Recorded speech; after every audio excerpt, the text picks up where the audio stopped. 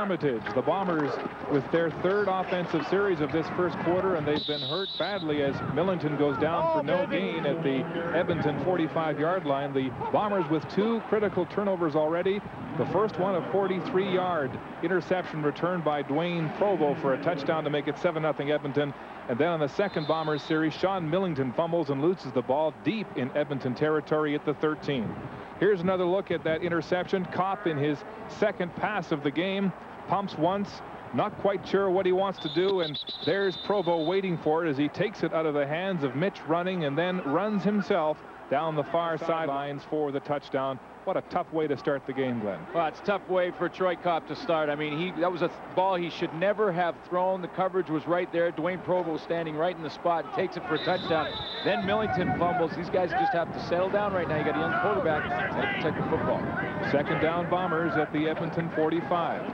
Kopp with a short drop finds Milt Stiegel for about a 5-yard gain, but the Bombers will be in a punting situation with 5 yards to go on third down.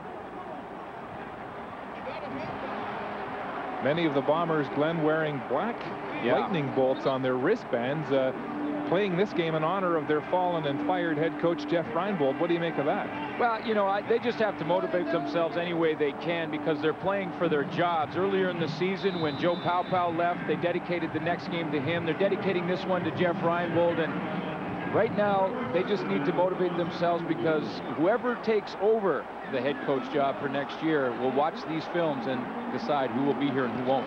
Westwood from 47 yards out, and that football frozen and like a brick is a line drive and low, and it'll be carried out of the end zone by Blair. And he's got some room across the 20, cutting the midfield over the 30-yard line. Lots of arm tackles before Don Blair is brought down across the 35-yard line. Good field position for the Eskimos on that foiled 47-yard field goal attempt by Troy Westwood. It's 7-0 Edmonton in the first.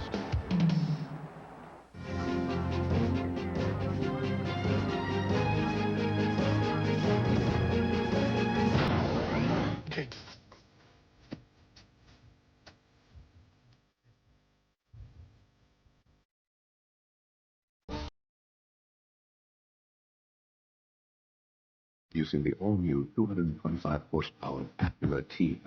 Nothing else can touch it. Acura, designed with purpose, driven by passion. Sunrise. It was a triumph of spirit. The war was over.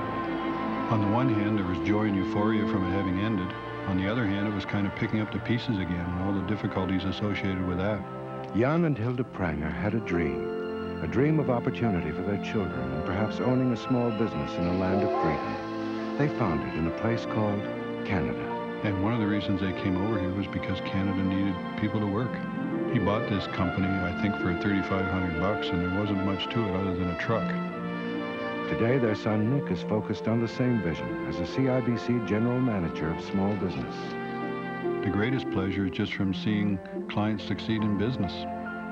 With the $100 million Small Business Job Creation Loan Fund, he's helping many small business owners liberate their dreams. It makes me feel like I've contributed. Canadian Imperial Bank of Commerce. Seeing beyond. Back in Winnipeg, where David Archer gets the start at quarterback for the Eskimos. They are 1-4 in their past 5 games. This week, Glenn, they had a couple of days off on the long week, and he used that to get Brian Wiggins and Marcus Dowdell together for some pitch and catch in a local park. Yeah, I think that should help them. Chemistry has been a problem for the Edmonton Eskimos, and that may help. Archer drops it off, looks for Mills, but it's behind him and incomplete. Here's a look at the Edmonton starting offensive lineup. Along the offensive line, Chris Morris back in the lineup last week against Montreal. He missed only 1 game. It's interesting, only Morris has missed 1 game. Nobody else has missed a single game on that offensive line. Troy Mills at running back, the old Sacramento partner with David Archer in that Edmonton backfield. And they failed to hook up on that pass.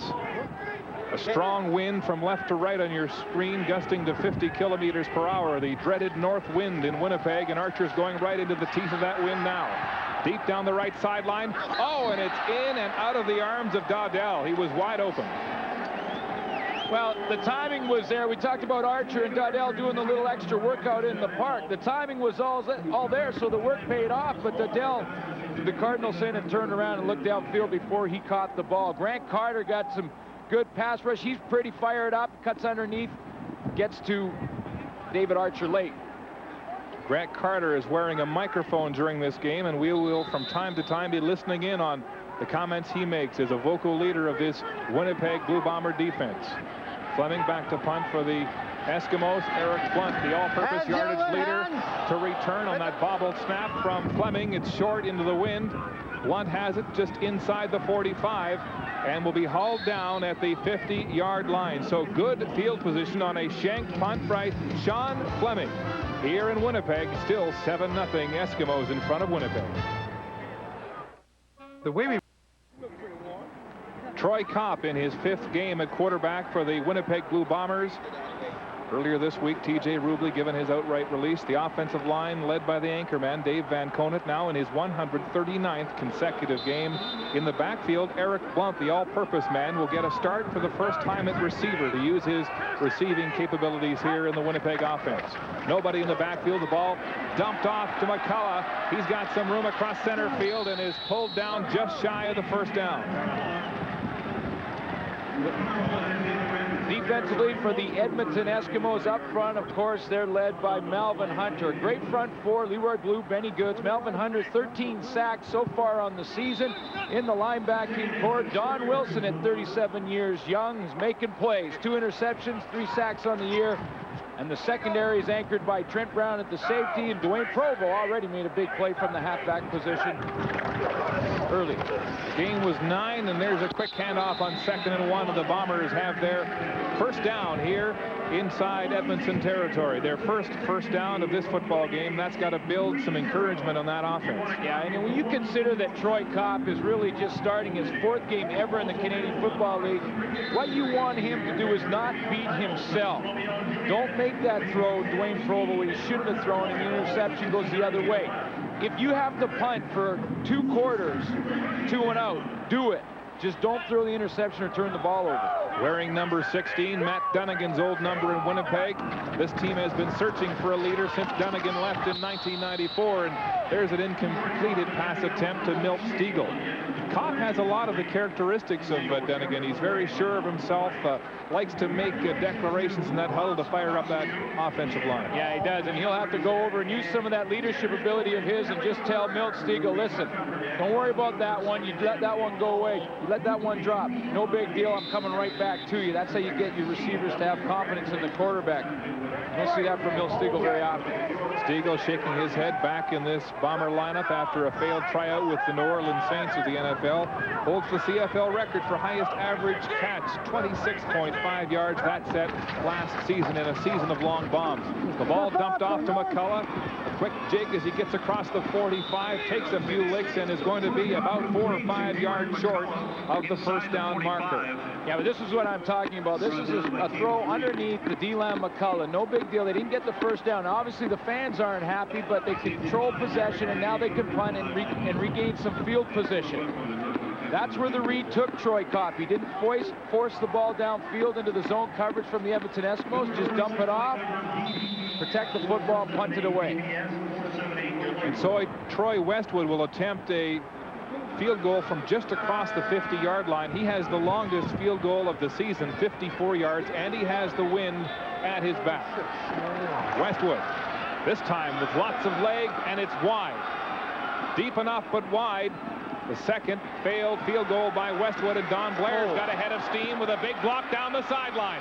Blair dragged down finally by number 91, Tyrone Rogers, and a huge return. And once again, field position favoring Edmonton, but there's an injured Bomber on the field.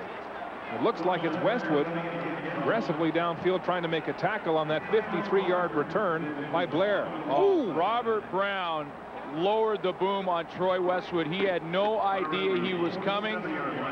Brown peeled back after the missed field goal attempt.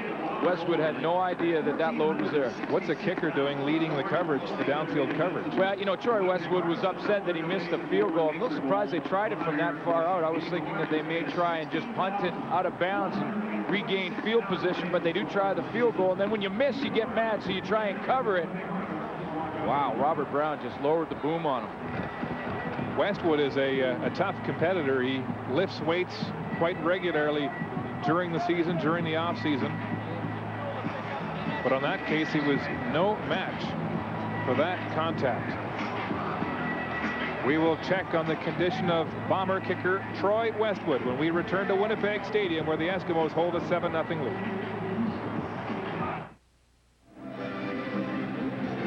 Back in Winnipeg, and Bomber kicker Troy Westwood still down as rookie Robert Brown, the 258-pound defensive lineman from Edmonton, still savors that brutal hit on the return of Westwood's second missed field goal.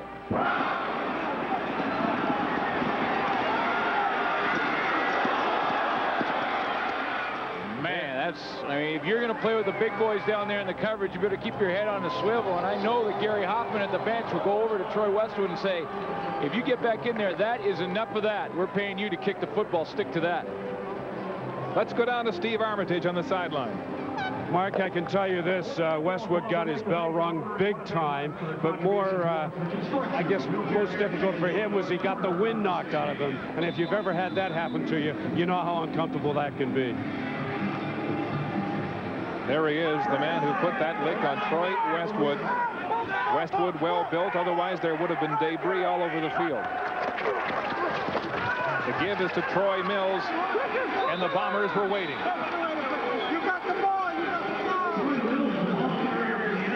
Troy Mills with little or no gain on that first down handoff from David Archer. Well, the defense for the Winnipeg Blue Bombers, led by Joe Fleming, already has 12 sacks on the year up front. They'll run a 34 defense. That means 4 linebackers, and Grant Carter, who we have mic'd and should have a good listen to him throughout this game, anchors the linebacking core. Antonio Banks is in the secondary, along with Don Robinson, who returns to replace Reggie Carthon.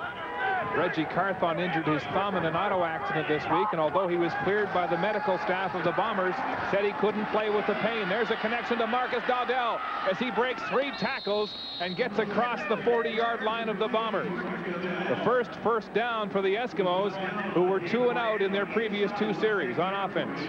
They like Marcus Dowdell's quickness and speed. He's a smart receiver. He can get down the field in a hurry, and you know that after that little pitch and catch in the park that it'll be Dowdell and Wiggins that David Archer will look for most often, at least early in this football game.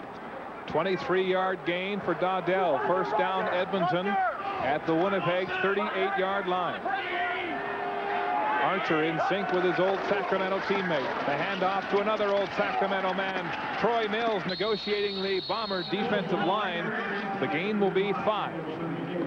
If they were to send in the ballots right now, Troy Mills is the offensive MVP for the Edmonton Eskimos. Game in and game out, he gets it done, win, lose, or draw.